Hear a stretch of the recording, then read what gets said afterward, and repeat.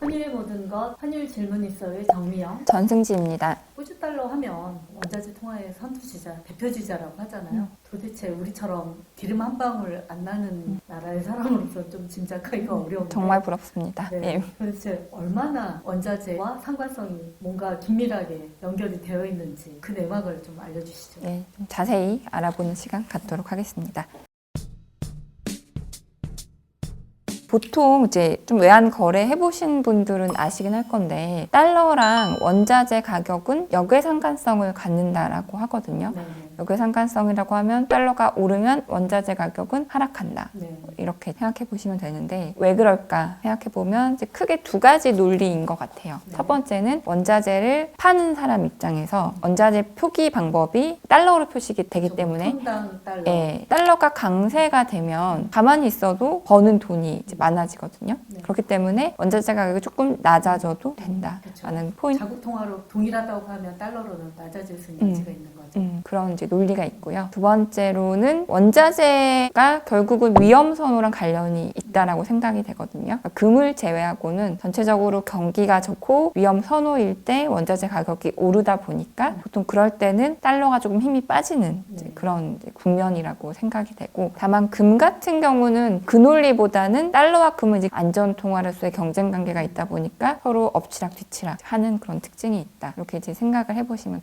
될 것 같습니다. 그러면 이제 지금 표에 5대 원자재 통화라고 할 수 있을 것 같은데 통화들을 한번 정리를 해봤습니다. 가지각색이긴 한데요. 원자재라고 하면 상당히 다양하잖아요. 그렇죠. 우리가 원자재 통화라고 통칭하고 있긴 하지만 사실 하나로 묶기 좀 쉽진 않은 것 같아요. 네. 여기 보시면 철강과 비철 금속, 그다음에 두 번째로 에너지, 귀금속, 농산물 네. 이렇게 이제 나눠볼 수 있을 것 같고요. 호주 달러는 철강, 비철, 금속, 그러니까 호주에서 많이 생산되는 게 철강석, 석탄, 천연가스, 원유도 조금 있긴 하지만 구리. 네, 구리도 있고 그러다 보니까 요 사이 중간 어디쯤 이 통화가 될 것 같고. 아니 우리가 호주 하면 일반적으로 접하는 게 호주산 소고기잖아요. 네, 맞습니다. 농산물은 비중이 높진 않은가 보네요. 있긴 하지만 비중이 크진 않습니다. 철강이나 뭐 에너지가 네. 워낙 많이 난다는 얘기죠. 네, 맞습니다. 그리고 호주랑 경쟁 관계에 있는 통화는 누가 있을까? 브라질 헤알이 될 것 같은데요. 브라질 헤알은 철강석이 많이 납니다. 그러다 보니까 브라질이 코로나 때문에 철강석 생산을 못하고 수출 못하면서 네. 호주가 좀 수혜를 입기도 했었고요. 그래서 브라질 같은 경우는 철강석과 농산물들, 대표적으로 뭐 대두, 커피 이런 그 원자재를 생산하고 있고요. 그 다음이 좀 더 그 경쟁 관계에 있는 애는 러시아 루블이라고 볼 수가 있는데, 러시아 루블 같은 경우도 천연가스, 원유 생산도 많이 하지만 천연가스 때문에 호주랑 조금 그거 지금 유럽에 엄청난 파워를 행사하고 있죠. 난리인데 이제 경쟁 관계에 있고, 캐나다 같은 경우는 되게 생산되는 게 많긴 한데 그래도 단연 원유 라고 보시면 되고, 뉴질랜드 같은 경우는 낙농 국가잖아요. 네, 유제품. 예, 유제품도 있고 금도 나고. 남아공도 대표적인 통화 중에 하나인데 남아공은 아마 백금이나 음. 금 이런 게 상대적으로 많이 나가는 기금속 나라로 쪽에 알고 있어요. 예, 포함이 되겠네요. 그러니까 어쨌든 우리가 통칭해서 원자재 통화라고 부르고 있지만 사실은 그 안의 내용은 굉장히 다르고 다양하다라고 생각하시면 될 것 같고요. 그렇다 보니까 원자재 통화의 흐름들이 좀 차별화되는 그런 측면이 있는 것 같아요. 이 차트는 너무 좀 복잡하긴 한데 CRB 지수, 원자재 지수라고 하는데 네. 15개 원자재 대비 원자재들을 지수화한 것이라고 보시면 됩니다. CRB 지수와 5대 원자재 통화들의 흐름을 보여주는 건데 2010년 1월을 100으로 놨을 때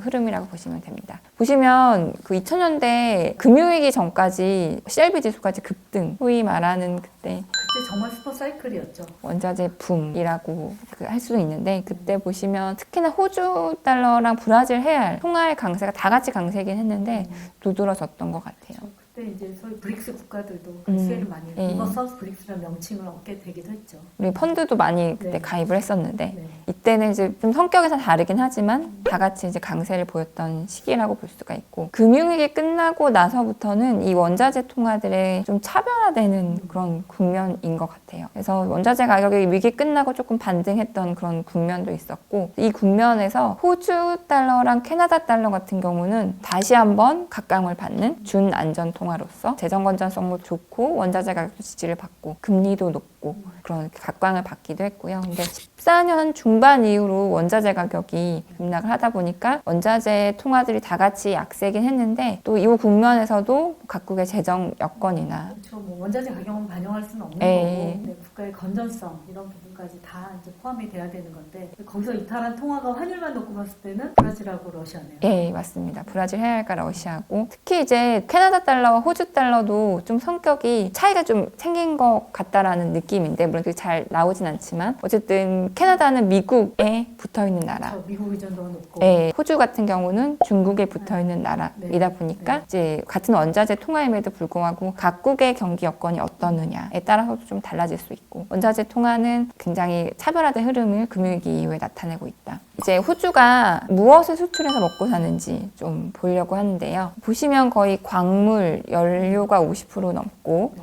그러니까 에너지랑 금속 쪽, 예. 철광이나 농산품 관련한 것도 비중이 높고 금도 높고 제조업은 한 10% 정도 되고요. 네. 서비스가 의외로 20% 정도 되더라고요. 네, 맞아요. 호주가 금융이 또 되게 발달되어 있는 나라 중에 예, 하나죠. 금융에다가 여행 특히나 이제 유학 많이 가다 보니까 중국 사람들이 네, 네. 관련한 서비스를 제공하고 돈을 버는 것들 이제 그런 수입들이 많이 있는 것 같습니다. 그래서 수출 품목별로 보면은 철광석이 한 20% 정도, 석탄이 10% 정도. 중국이 이제 호주산 석탄 수입 안 한다고 해서 한동안 좀 시끄럽기도 했는데 어쨌든 천연가스도 10% 정도. 그다음에 서비스 관련해서는 교육 관련, 그다음에 여행 관련 이런 서비스 많다라고 보시면 됩니다. 금은 한 5% 정도 되고요. 아까 소고기 말씀하셨는데 우리는 엄청나게 수입을 많이 하고 있지만 네. 전체 수출에서는 2% 정도. 정말 없는 게 없네요. 다 나는 국가네요. 네, 정말 부럽습니다. 네. 그래서 그러면 이제 어느 나라와 경쟁을 할까를 주요 수출 품목 전 세계에서 석탄은 누가 수출을 많이 하는지 이런 것들을 한번 찾아봤는데요. 호주가 이제 석탄은 1등 네. 전 세계 수출 제일 많이 하고 그다음에 인도네시아, 러시아, 미국, 남아공 캐나다도 있고요. 그래서 중국이 호주에서 작년에 석탄 수입을 안 했거든요, 거의. 그렇죠. 그러다 보니까 막 기사 찾아보면 미국과 캐나다가 수혜를 입었다. 뭐 인도네시아가 수혜를 입었다. 네. 그래서 다른 나라에서 이제 수입을 대체했더라고요.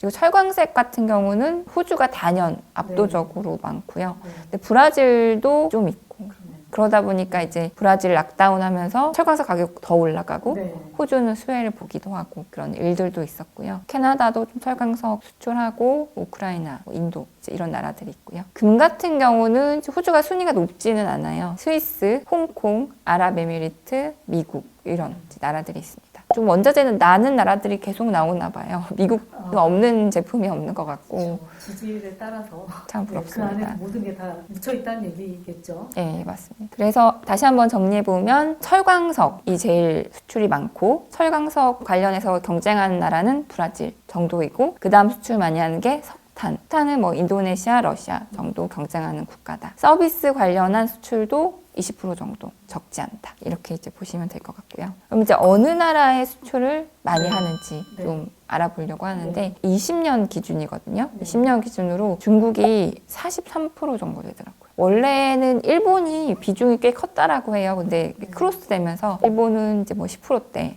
정도이고 한국도 3위 정도 되더라고요. 그리고 또 전액 수입해야 되니까. 예, 원자재 수입하고 그다음에 미국, 영국 이런 순서로 주요 수출국이 위치해 있고요. 그러면 중국이 언제부터 이렇게 수출 비중이 높아졌는지 보면 결국은 2000년대 중반 이후부터 그러네요. 2000년대 중반에도 원자재 슈퍼사이클이라고 했지만 결국은 중국의 수입량이 계속해서 많이 늘어나니까 그만큼 대중국 수출 비중이 많이 계속해서 올라가는 거 아닐까요? 예, 맞습니다. 특히 금융위기 끝나고 중국이 엄청나게 막 재정 지출하고 하면서도 특히 수혜를 많이 본 것 같아요. 근데 네. 작년에는 오른쪽 차트 보시면 석탄 수입을 중국이 안 해주면서 제로까지 가네요. 예, 비중이 조금 그럼 줄어들었어요. 누가 손해인가요? 누가 손해가 중국이 비싼 가격 그래도 철광석 가격이 브라질이 다시 또 재개하면서 가격이 좀 잠시 됐다가 그래서 중국도 난리가 났었잖아요. 예, 맞습니다. 저희 요소수 못 구한 것도 다 연관성이 있었던 사례인데 예, 결국은 갖고 있는 사람이 제일 그렇습니다. 유리한 것 같긴 네. 합니다. 또 이제 어쨌든 호주가 중국과 계속 대립각을 세우고 있잖아요. 네. 그래서 과연 호주가 원자재 통하긴 한데 그 원자재를 중국에 워낙 많이 수출하고 있으니까 계속 대립각을 세울 수 있을까? 그것도 좀 관심 있게 좀 보고 있습니다. 뭐 어쨌든 정말 그 말로만 듣던 원자재 통화의 내역을 들여다보니까 더 엄청난 것 같아요. 네. 그래서 그래서 글로벌한 선진 통화 중에서도 이렇게 1차 상품, 소위 원자재와 식품 이런 거에 대한 압도적인 비중을 갖고 있는 굉장히